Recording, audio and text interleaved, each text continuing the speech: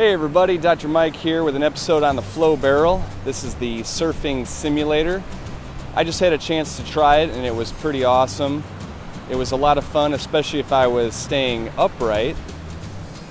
It's been a few days and I'm still a little banged up. I hurt my knees, my neck, and my back. So if you don't want to get injured, I don't recommend it, but seeing as how you're watching this video, you're probably going to want to do it anyway.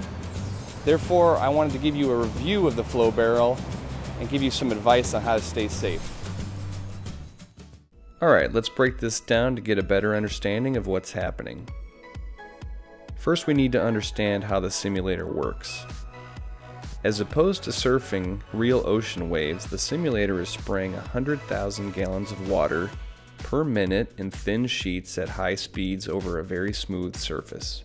The surface is slightly soft and springy, and although it's not hard like fiberglass, it's still pretty hard. The designers did a nice job, and I believe that this particular Flow Barrel is about as safe as it can be. Now, when you fall in the ocean, your risks are hitting the board, hitting another surfer, hitting the bottom, and drowning, which is pretty extreme. Now, I'm an average surfer, and my risks of hitting the bottom or my board is way less than 1% of the time. Now, in contrast, when you fall in the Flow Barrel, you make bottom contact 100% of the time, and this is because you are balancing only a few inches above the surface. So there's really no water to cushion your initial impact. Okay, let's break down a fall. Number 1. Initial impact. Here the rider can make bottom contact in any imaginable way, and the falls can range from mild to pretty gruesome. Okay, now this is what I like to call the wash machine. In this component of the simulator, the rider is flushed into a hard left turn with a down angle with a tremendous amount of water pushing him through. A lot can happen in here, and it's probably my least favorite part of the experience. You really can't see and you can't breathe in here. And your body's orientation generally will change, sometimes quite dramatically, flipping side to side and end over end. You have the potential to make contact with the far wall and the bottom surfaces as your body rotates, and I recall hitting my back, my neck, and my knees through this part. Next is an acceleration washout, where once you have slowed down and are done spinning around in the wash machine, the water pressure builds up and spits you out quite rapidly. It was my perception here that this change in speed, again, could rotate your body and you could make bottom contact. Now the last part is the least troublesome, but still a problem depending on how fast you're washed out. Most riders are washed right into a receiving barricade, and although it's padded, there is still potential for unpleasant impact.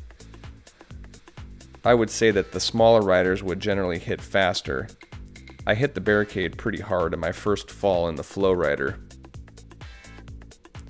Okay, last but certainly not least is board contact. In fact, this might be the most important problem. In this video, the rider's board actually does make contact with his head, and the board often washes through the same pathway as the rider, and it can contact the rider during any point. So knowing the 5 hazards, we can think carefully about how to mitigate them. Now, I spent some time watching videos of skateboarders in the FlowRider, and they fundamentally fall different than surfers because they are accustomed to falls onto the ground. They generally land feet first, whereas surfers will stretch out horizontally. So the manner in which you fall could be altered, and it may be worth watching a few Flow Barrel videos to see how people fall differently. Okay, the first thing that you absolutely must do is spend more time in the FlowRider, which is the beginner level simulator. The falls are nowhere near as bad. Do not attempt the Flow Barrel until you are riding without falling. Next, once in the Flow Barrel, try and wash over the rider's left part of the simulator, as it has a completely different pathway than the barrel, and it's a lot more gentle. Next, cover your head. In fact, you really should be wearing a helmet at all times.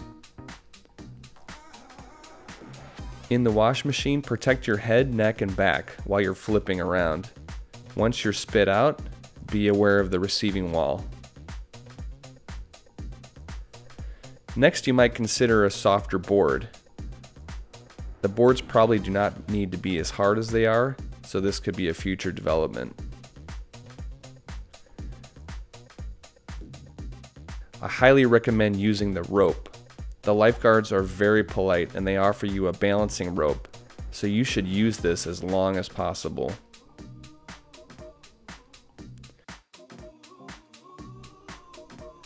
So in conclusion, I think the chance of life-threatening injury is pretty rare in the flow barrel, but bottom contact is to be expected to your shoulders, head, neck, knees, and ankles.